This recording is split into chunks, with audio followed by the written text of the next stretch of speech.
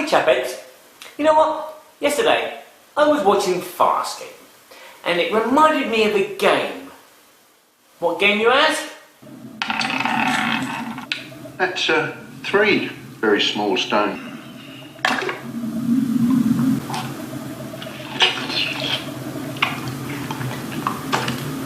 Oh, splendid.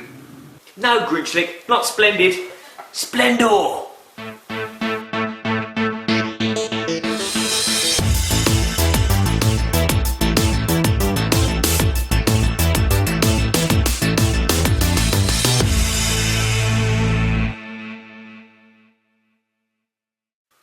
So what's Splendor about?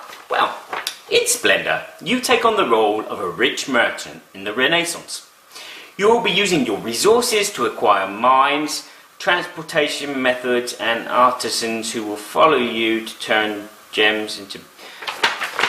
Basically, you're picking up chips to buy cards and to buy other cards, to buy other cards, to buy points to win the game. First to 15's the winner. So, before I talk about Splendor and how it plays and what I think about the game, let's have a look at what comes in the box. As you can see, this box is phenomenal. All the components fit nicely in the box. So what was in this lovely arranged box? Wow! There's these noble tiles. There's about 10 of those, and there's 40 different types of chips, from diamonds, rubies, emeralds, and onyx, and other ones. And there's some jokers. And then you have these development cards. They come in 3 levels. There's 40 level 1 cards, there's 30 level 2 cards, and there's 20 level 3 cards. That was the number after 2. Yes, it was. This is how you set up the game. You lay out all the chips. So you have your emeralds, your rubies, your diamonds, your onyx and your sapphires, and you also have these gold which are random. Okay, you lay out the nobles like this. Now with the tokens and the nobles, they will vary how many you put out depending on how many players there are, 2, 3 or 4. One thing that doesn't change is the development cards. You will lay them out in order of 1, 2 and 3, their levels, and then place out 4 cards of each. How do you play the game? Whoa. On a player's turn, they can perform one action before it moves on to the next player. And there's 4 actions that you can choose from. One of those actions is to take 3 gems of different colours. So, in my case, I'm taking a green, a red and a black. Okay? These are put on display in front of everyone so everyone can see what everyone has picked and what they haven't picked. Another action you can do is, instead of taking 3, you can take 2, but 2 of the same colour. But you're only allowed to do this if there are 4 in the pile before you take them. If there's 3 in the pile, you can't take 2 of the same colour. The third action you could possibly do is you could buy one of these development cards. As you can see, the value of them, how much they cost, is in these little circles at the bottom and what you get at the top. So in this case, if I pay 2 blues and a green, I will get this red mine, which will go out in front of me. The card gets replaced if there are any cards left in the deck, and then again, what I could do is, now I have this card, I could buy this card on my next turn because it costs 2 red and I have a red mine. So you see, these cards are useful. You can use this as if it was a token. So I could pay those 2 plus that red, and that would go in front of me as well.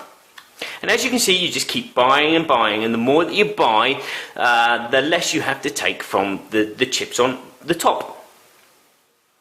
The fourth and final action that you can possibly do is you can reserve a card. Okay, because all this information is in front of everyone and everyone can see what they've got, you can kind of like figure out what card they're going to buy next. So what you can do is you can reserve a card, which means you take it into your hand. And when you take it into your hand, you take a gold as well, which is a joker which can be used as any colour later on. You can have 3 of these cards in your hand maximum. And in regards to how many chips you can have in front of you, you can have a maximum of 10. If it comes to your turn and you have to pick some, you can discard some to make your maximum hand size of 10. Well, it's not hand size, it's whatever's in front of you. So that's how it keeps going. As you can see, some of these cards have more than just their gem on it. They have number on it, which is the points. And what do points make? Prizes! No, they don't.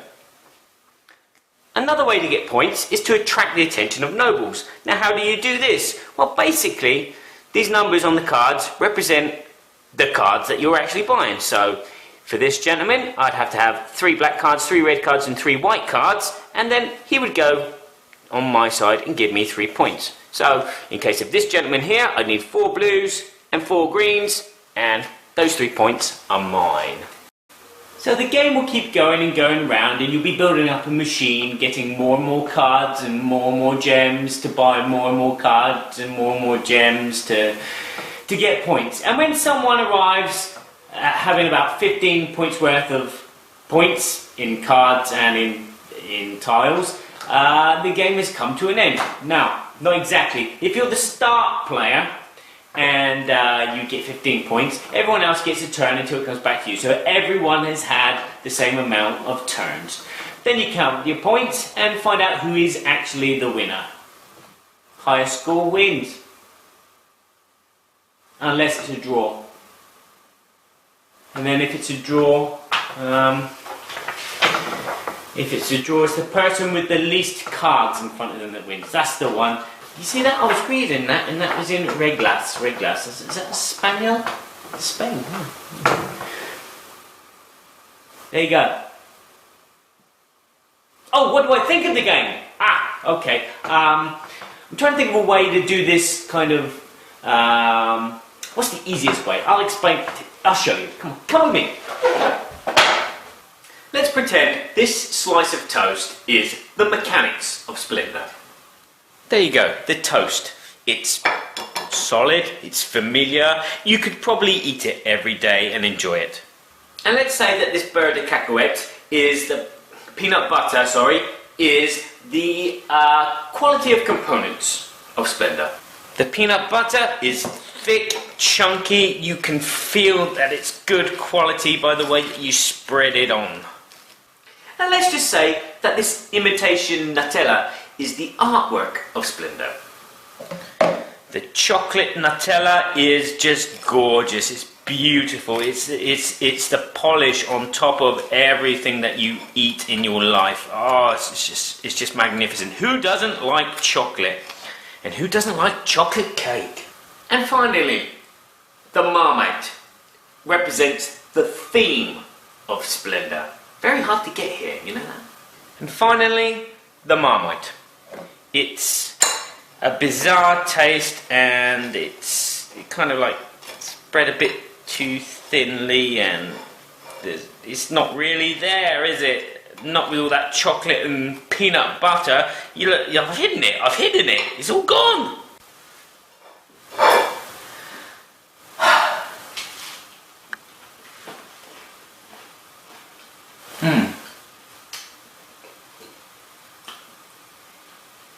Nice.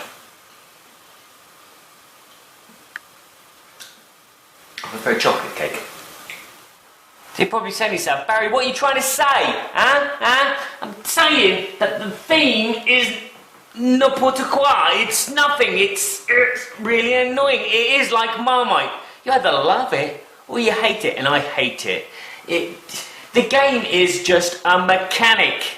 You pick chips to buy cards to get points. There you go, game over. But I love it. Why? Playing Splendor takes me back to my childhood days when I used to play Connect 4. It was a beautiful thing to have in your house. Touching these chips and drop them into the slot was addictive fun. You know, you just play it, and your dad would beat you and you'd want to play it some more, you know. Do you remember that?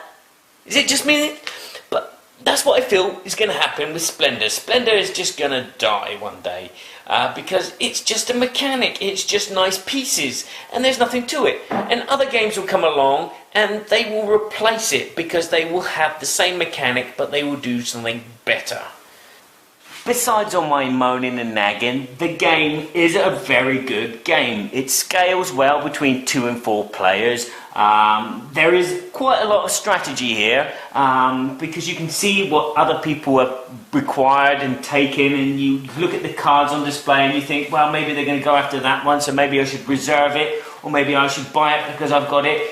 And you're looking at these nobles and you're thinking, okay, what's the best combination to have? I mean, maybe it's best to go for blacks because I could buy any 4 of those blacks and then get reds because 3 of these tiles have got reds, and then either get whites. And there is strategy. There's lots of things you can do. The points on the card where it's random it makes it different each time you play it. The nobles are all different each time you play it. The only difference that I notice is personally when I play a 2-player game, I don't reserve cards. I just go out and buy them. There's no need to reserve cards because there's only one other opponent, and by the time it comes back to you, bang! You can buy the card and they haven't bought it, hopefully. But when there's 4 players, there's a lot of reserving going on. There's a lot of jokers being picked. Again, there's times when 2 of the players will have most of one colour. So the colour that you want, you can't get, and you haven't got any cards of that colour beforehand, so you can't. You're limited, and so you have to take blind cards from the deck as reserved cards sometimes.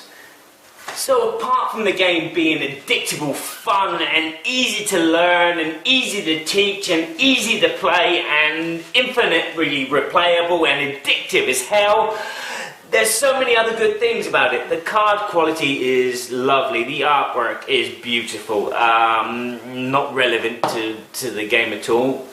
Fly. The chips in the game, you will find yourself playing with them while you're playing the game and thinking out your next move. And these chips, by the way, are actually made from the monolith from 2001 Space Odyssey. The insert of the box, again, this is what everyone should be striving to make. Everything fits in perfectly. I thought there was going to be an expansion due to the fact that when I put my cards away, I put them away like that. And there is a big hole, and I thought, oh, maybe they do a 4th level of chips, and you have to get for higher prices, but you actually do stack them in like that. And there's 3 tiers for the 3 levels. Duh! It's easy when you know how. And the other little tip of the hat for me is all the rule books which come in the game, which is very useful for me because I live in France, I speak English, so I can play the game when my family come over from England, and I can teach them rules, and I know the words and everything, and this 2-page booklet which is really well written. And then when I'm playing with the friends and family here in France, I look at la règle de jeu, and I can do the same again, and if there's a word which I know in English but don't know in French, I can translate it with that tip of the hat. More games should come with multilingual books. So to sum up, Splendor is a board game that everybody should and probably will vote to be the winner of the Spiel des Jahres this year, 2014. Oh, it's asterisks. There you go. And therefore, I give Splendor, what's your splendors? I give Splendor an 8.5 out of 10. Why?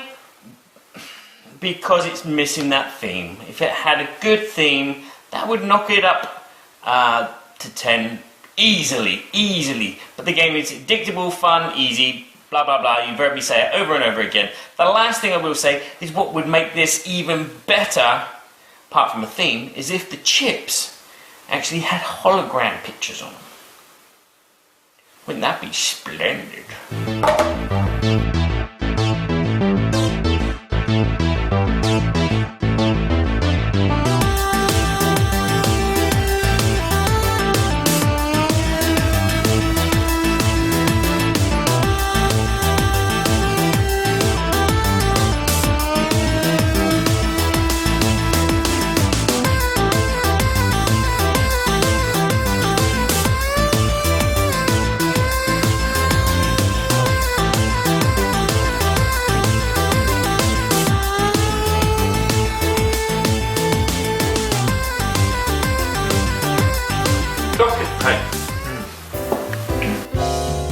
Thanks for watching our review today.